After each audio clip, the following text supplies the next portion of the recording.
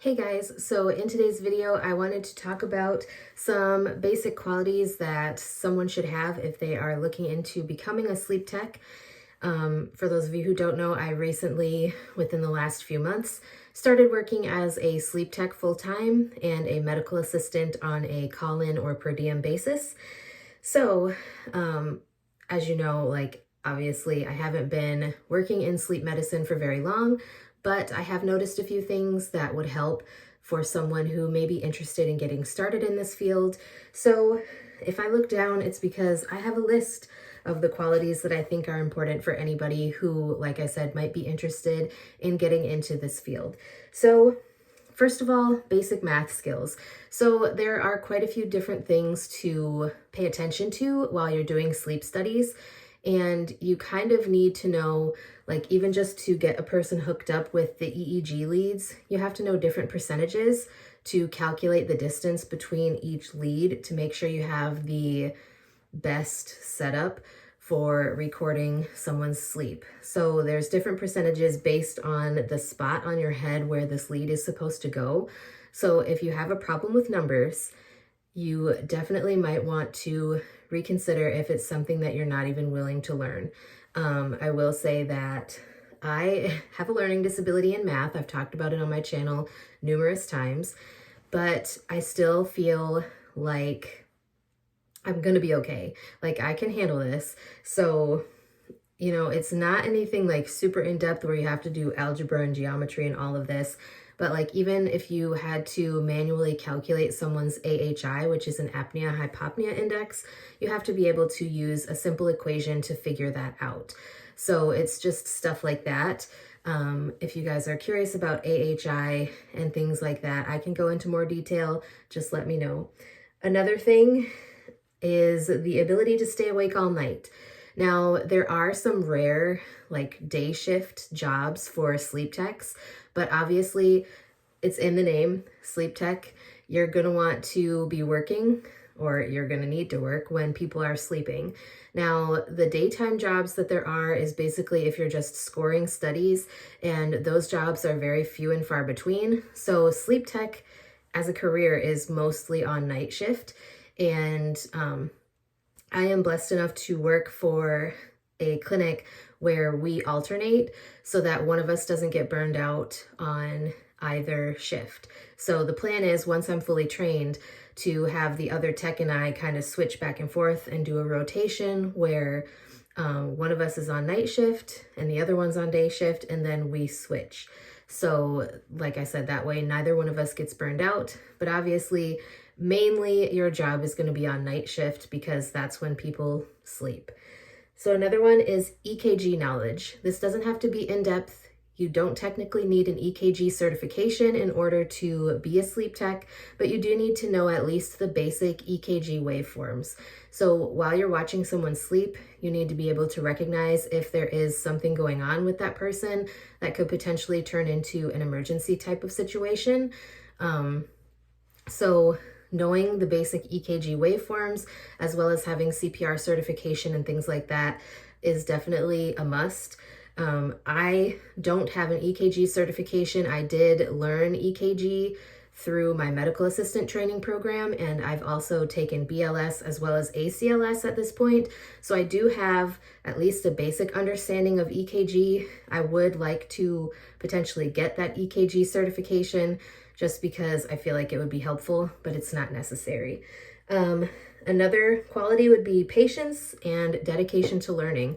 There is always something new to learn. There's always new research coming out in the sleep medicine field. And I think that if you're not someone that is dedicated to constantly, upgrading your knowledge and making a conscious effort to learn new things and new skills, this is going to be a hard field for you. There's every day I follow a few different blogs and podcasts that are related to sleep medicine, and almost every day there is something new coming out, new technology, new ways of doing things that you definitely have to keep up on these things because it is an ever evolving field, which healthcare is in general, but sleep medicine especially, they're constantly redoing things and revamping stuff, and equipment is changing. Like I said, technology is changing. So definitely you need to be someone who likes to learn. And patience is definitely something important as well, because you are dealing with the public, you are dealing with people, and people have different attitudes, different beliefs, things like that. You're also potentially dealing with pediatric patients, depending on the situation where your lab is. Not every lab does pediatric studies.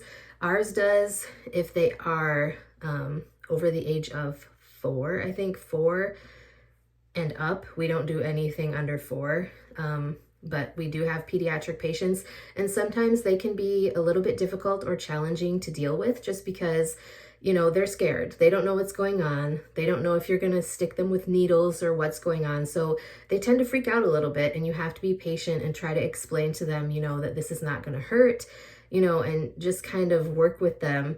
And this could be true for adult patients as well, especially if they've never really seen what goes on in a sleep study. They may be nervous as well, so you have to be patient with them and kind of meet them at their level. Another thing would be detail-oriented / organized. This is also very important. If you guys watched the video where I showed you the leads, there are a ton of leads, and you definitely have to be very detail-oriented and organized, because in just a flip of a switch, all of those leads can be a giant tangled, jumbled mess that will take you over an hour to detangle.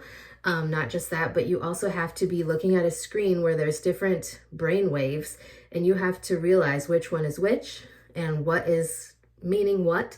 And you have to be able to differentiate between this brainwave up here and this wave down here, and then that wave down there. And is this a snore or is this a limb movement? You have to be able to differentiate between things.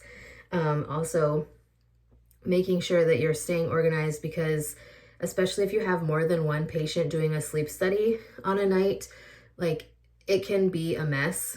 Like, if you mix up papers or, you know, stuff like that, it can be difficult and confusing, so you don't want to start your night off like that. And last but not least, flexibility in shifts, responsibilities, continuing education credits, and things like that. So once you become certified and or registered, there are different requirements for each, and I can make a separate video talking about the different requirements. I am not currently certified or registered. I am in the process of going through that training program, as I had mentioned in previous videos, but I have had to switch shifts, like, back and forth.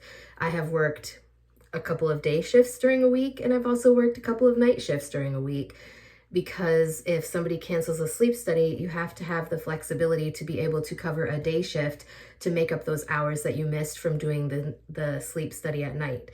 So you have to be flexible. You have to make sure that you understand the responsibilities.